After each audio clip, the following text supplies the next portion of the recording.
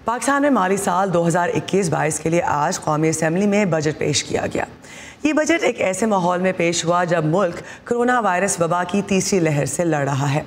निज़ाम सेहत हो, तालीम या सनत व पैदावार, तमाम शोबों को ही इस वबा ने बुरी तरह मुतासिर किया है। Lahore university of management sciences या लम्स की एक तहकीक के मुताबिक पाकिस्तान में कोरोना की पहली लहर के बायस बेरोज़गारी में 34% से ज़्यादा इजाफा हुआ है, जबकि नए बजट में लगाए गए तखमीनों को बाज़ तज्ज़ियाकार तनकीद का निशाना बना रहे हैं।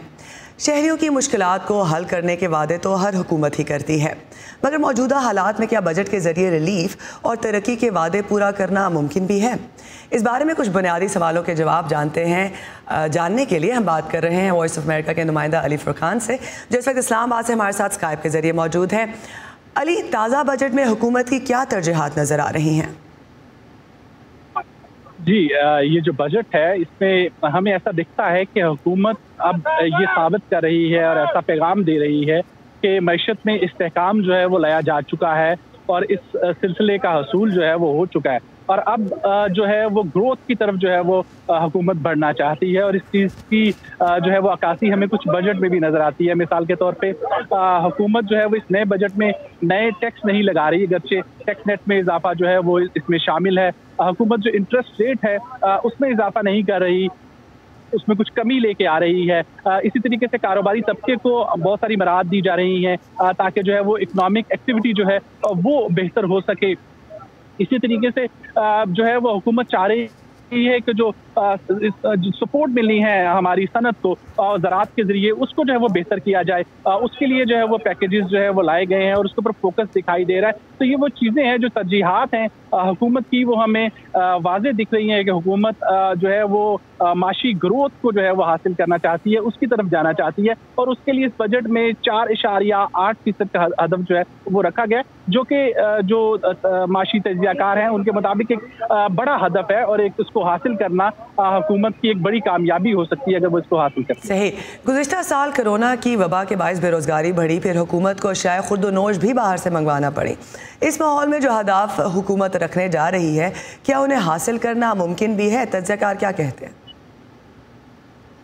जी बिल्कुल, हुकूमत की जो तरजीह है उसमें ज़राअत जो है वो अगर हम उसे कहें कि बुनियादी तरजीहात में शामिल है तो ये गलत नहीं है और इसकी अक्कासी हमें आज की बजट तकरीर में भी मिली। कल जो इकनॉमिक सर्वे जारी किया गया था वज़ीर ख़जाना की जानब से, उसमें भी हमने देखा हुकूमत को ये अंदाज़ा है कि जो मुल्क में महंगाई है वो ज़राअत की जो पैदावार है उनमें कमी की वजह से आया और हुकूमत ने इस बजट में अपने लिए ये हदफ रखा है कि वो मुल्क को फूड सरप्लस जो है वो बनाएगी। इस सिलसिले में जो सबसे ज़्यादा कमी जो हालिया बरस में कपास में थी उसकी पैदावार में कमी देखी गई, उसमें इजाफे का हदफ जो है वो 10% रखा गया है और मजमूई जो अहम ज़री पैदावार है उसमें इजाफे का हदफ 2.2% रखा गया है और इस मकसद के लिए एक बड़ी रकम जो है वो भी मुख्तस की गई है। बजट में सिर्फ कपास के लिए 2 अरब रुपए जो है वो मुख्तस किए गए हैं। तो हुकूमत ये समझती है कि अगर उसे महंगाई को कंट्रोल करना है तो उसके लिए उसे ज़रूरी है कि बड़ी पैदावार है, जो अजनास है उसकी पैदावार जो है वो बढ़ाई जाए। अली, आखिरी सवाल ये बताइएगा कि तालीम के शोबे में अवामी फलाह बहबूद के मंसूबों में कितना हुकूमत इस वक्त संजीदा नज़र आ रही है बजट के हवाले से? जी, हुकूमत का जो अवामी फलाह के हवाले से जो प्रोग्राम है एहसास, उसको काफ़ी जो है वो पजीराई मिली है IMF की जानब से, वर्ल्ड बैंक की जानब से और उसके हवाले से इस बजट में भी हमने देखा है कि उसके बजट में इजाफा किया गया और 260 अरब रुपए अब जो है वो इस प्रोग्राम के लिए मुख्तस किए गए। इस प्रोग्राम के अंदर जो है वो बहुत सारे फलाही प्रोग्राम हैं जिसमें ग़ज़ाई तहफ़्फ़ुज़ से लेके जो है वो लोगों को आसान कर्जे देना, उनको कैश जो है वो रकम जो है वो देना को लोगों को, इसके साथ साथ जो है वो बिजनेस एक्टिविटीज को जनरेट करना जो है वो है। तालीम के लिए जो है वो चूँकि सूबों में जा चुका है तो उसके लिए भी जो आला तालीम है उसके लिए 44 अरब रुपए रखे गए हैं और सेहत के लिए 33 अरब रुपए जो है वो वफाकी बजट में इसमें मुख्तस किए गए। अली फुरकान, इस्लामाबाद से हमारा साथ देने के लिए बहुत बहुत शुक्रिया।